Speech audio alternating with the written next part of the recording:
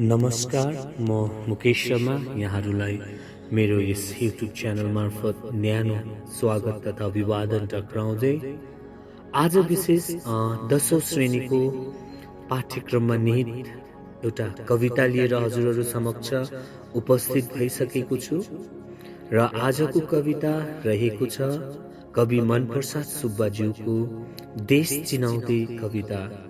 जुन कवितामा कविज्यूले देशलाई चिनाउँदा आधुनिक प्रतीक र बिम्बद्वारा नौलो विचार पेश गरेका छन् र हामी कविता सुनौं कस्तो रहेको छ त। देश चिनाउँदै उसले मेरो देशको मानचित्र हेर्न माग्यो, मैले एउटा पिपलको पात देखाइदिए। ऊ छक्क पर्यो, मैले भने मुटु जस्तो छैन र। उसले मेरो देशको मानचित्र हेर्न माग्यो, मैले एउटा पिपलको पात देखाइदिए। ऊ छक्क पर्यो, मैले भने मुटु जस्तो छैन र। अनि उसले मेरा देशका सिमानाहरू जान्न चाह्यो, मैले टाढामा उडिरहेको चराहरू देखाइदिए। अनि उसले मेरो देशको सिमानाहरू जान्न चाह्यो, मैले टाढामा उडिरहेको चराहरू देखाइदिए। मेरो देशको इतिहास सोद्धा जवाफमा उसलाई मैले माटो र पानीको इतिहास सोधे। मेरो देशको इतिहास सोद्धा जवाफमा उसलाई मैले माटो र पानीको इतिहास सोधे। उसले मेरो देशको गीत पनि सुन्न चाह्यो, उसले मेरो देशको गीत पनि सुन्न चाह्यो। मैले भने सुन्नु बिहानै भाले बासेको, परेवाहरू घुरेको, अनि पानी झमझम परेको, नानीहरू रोएको, फेरि नानीहरू नै हाँसेको। मैले भने सुन्नु बिहानै भाले बासेको, परेवाहरू घुरेको, अनि पानी झमझम परेको, नानीहरू रोएको, फेरि नानीहरू नै हाँसेको। जब उसले मेरो देशका आस्थाहरू बुझ्न खोज्यो, मैले उसलाई प्राचीन प्रेमका कथाहरू सुनाइदिए। जब उसले मेरो देशका आस्थाहरू बुझ्न खोज्यो, मैले उसलाई प्राचीन प्रेमका कथाहरू सुनाइदिए। मेरो देशको भाषा सोद्धा जवाफमा उसलाई मैले रुवाएर हँसाएको भाषा सोधे। मेरो देशको भाषा सोद्धा जवाफमा उसलाई मैले रुवाएर हँसाएको भाषा सोधे।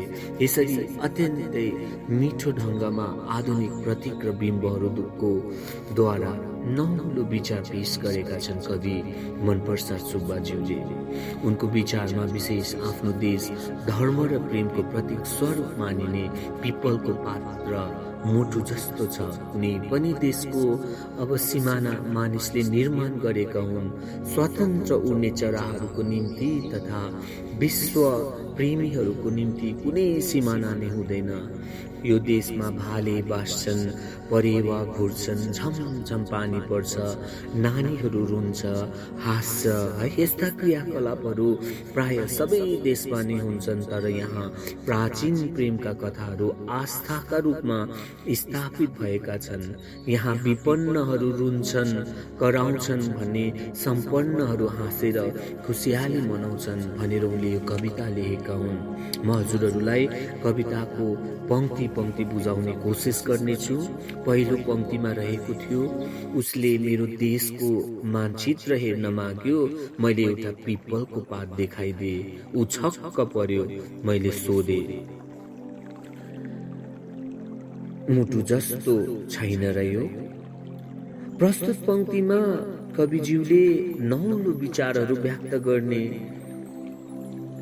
प्रकट गर्ने है कोसिस गरेका छन्। उक्त कवितांशमा कविले आफ्नो देशको चिनारी दिँदा नौलो गद्य शैलीको प्रयोग गरेका छन्। कसैले कविको देशबारे जान्न चाहेर देशको मानचित्र हेर्न माग्यो, कविले एउटा पिपलको पात देखाइदिए। पिपलको पात देखेर त्यो सोध्ने मानिस छक्क पर्यो। यसरी छक्क परेको देखेर कविले मुटु जस्तै आकार भएको पिपल पात देखाएको कुरा गरे।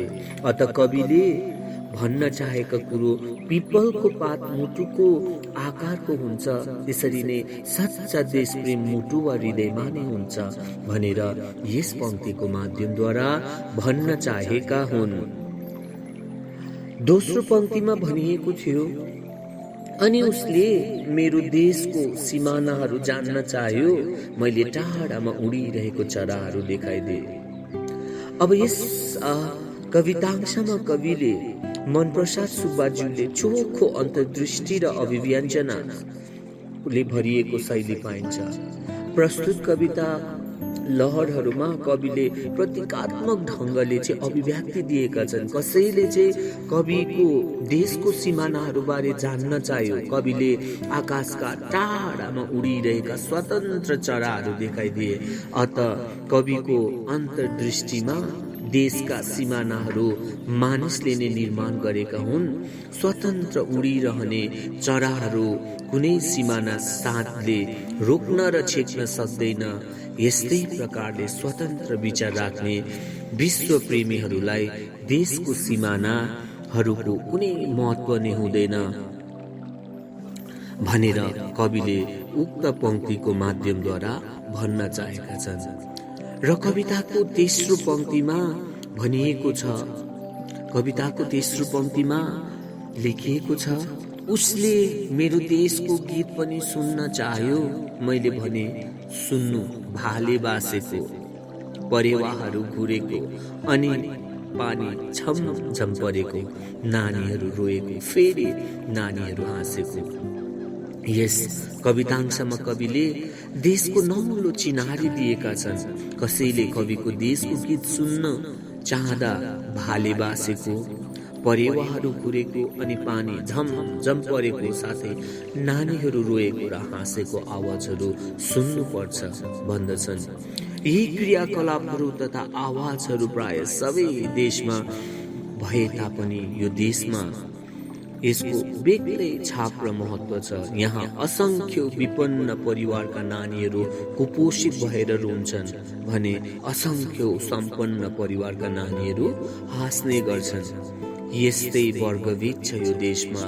कसैको जीवन दुःखमय र कसैको जीवन सुखमय छ भनेर उक्त पंक्तिको माध्यमद्वारा कविले भन्न चाहेका छन्।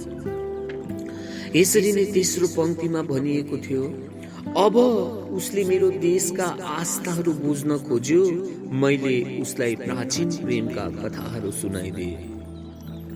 के भनिएको त भन्दा कसैले कविसँग यो देशको धार्मिक आस्था र विश्वासहरू बारे बुझ्न चाह्यो, कविले उसलाई प्राचीन प्रेमका कथाहरू सुनाइदिए। कविको विचारमा यो देशको धार्मिक आस्थाहरूमा प्रेमका कथाहरू मात्र पाइन्छन्। आधुनिक युगमा आस्थाहरू काम नलाग्ने भइसकेका छन्। अत यी आस्थाहरू प्राचीन समयदेखि चाहिँ चल्दै आएको रूढी अन्धविश्वासहरू मात्र हुन् भनेर उक्त पंक्ति माध्यमद्वारा भन्न चाहेका हुन्। र कविताको अन्त्यमा भनिएको थियो, मेरो देशको भाषाबारे सोध्दा जवाबमा उसलाई मैले रुवाई र हँसाइको भाषा सोधे। कविलाई कसैले यो देशको भाषाको विषयमा सोध्यो, उत्तरमा कविले उसलाई रुवाई र हँसाइको भाषा कस्तो हुन्छ भन्ने उल्टा प्रश्न राखे। भन्नुको तात्पर्य, यो देशमा विपन्नहरू रोग शोक र भोकले रोइरहेका छन् भने सम्पन्नहरू भरिपूर्ण भएर सुखमय जीवन बिताउँदै हाँसिरहेका हुन्छन्। यहाँ ठुलो वर्गभेद छ। यहाँ अभाव अपुग र आफ्नो माग राखेर रुनेहरू धेरै छन्। त्यो विषमता र असमानताको खाल्डो कहिल्यै पुरिन सकेको छैन। फेरि यही देशमा अरूलाई शोषण गरी हाय शोकमा आनन्दमय जीवन बिताई हाँस्नेहरू पनि छन्। यो देशको परिभाषा यस्तै छ भनेर उनले परिभाषित दिँदै कविता अन्त्य भएको छ। समग्रमा कविताले यो कविता भनौँ है देशभक्तिमूलक देश चिनाउँदै कविताका कवि मनप्रसाद सुब्बाज्यूले यो कवितामा आधुनिक प्रतिबिम्बद्वारा जुन देशको चिनारी दिएका छन्। कसैले उनलाई देशको मानचित्र हेर्ने इच्छा गर्दा कविले प्रेमको प्रतीक स्वरूप मुटु जस्तै पिपलको पात देखाइदिए। सिमानाहरू जान्न चाहदा सिमानाको वास्ता नगरी स्वतन्त्र उड्ने चराहरू देखाइदिए, होइन त? यसरी नै देशको गीत सुन्न चाहँदा भाले बासेको, परेवाहरू घुरेको, झमझम पानी परेको, नानीहरू रोएको र हाँसेको आवाजहरू सुनाइदिए। कविको विचारमा यिनै आवाजहरू देशको सच्चा गीत हुन्छ। धार्मिक आस्थाहरू मान्छेले बुझ्न खोज्दा प्राचीन प्रेमका कथाहरू उनले सुनाइदिए भने भाषाबारे जान्न चाहँदा उल्टा विपन्नहरूको रुवाई र सम्पन्नहरूको हँसाइबारे सोधे। अत यो कवितामा देश प्रेम अब हृदयमा हुन्छ भन्ने कुरो व्यक्त गरिएको छ। विश्व प्रेमीहरूको लागि, जसले विश्वलाई नै माया गर्छ, उसको लागि कुनै देशको सिमाना साथ हुँदैन। भाले, परेवा, नानीहरूको आवाजमा नै देशको गीत हुन्छ। हाम्रा आस्थाहरूमा प्रेमका कथाहरू मात्र छन्। यो देशमा विपन्न परिवारहरू रुन्छन्, कराउँछन् भने सम्पन्नहरू सदैव खुसी हाँसिरहेका हुन्छन् भनेर यो कविताको माध्यमद्वारा भन्न खोजेको। र आशा साच्छु हजुरहरूले यो कवितालाई मजाले बुझ्न सक्षम बन्नुभयो भन्ने। र अन्त्यमा फेरि अन्य सङ्गालोहरू लिएर आउने बाचासँगै हजुरहरूलाई नम्र अनुरोध गर्न चाहन्छु, हजुरहरूले मेरो यस च्यानलमा यो ती सुनिसकेपछि लाइक गरिदिनु होला, कमेन्ट गरिदिनु होला अनि सेयर गरेर ती सबै विद्यार्थी भाइ बहिनीहरू समक्ष पुग्न सहयोग गरिदिनु होला। अनि यद्यपि सब्सक्राइब गर्नुभएको छैन भने सब्सक्राइब गरिदिनु होला भन्ने अनुरोधसँगै आजको निम्ति म हजुरहरूबाट बिदा लिन चाहन्छु। धन्यवाद।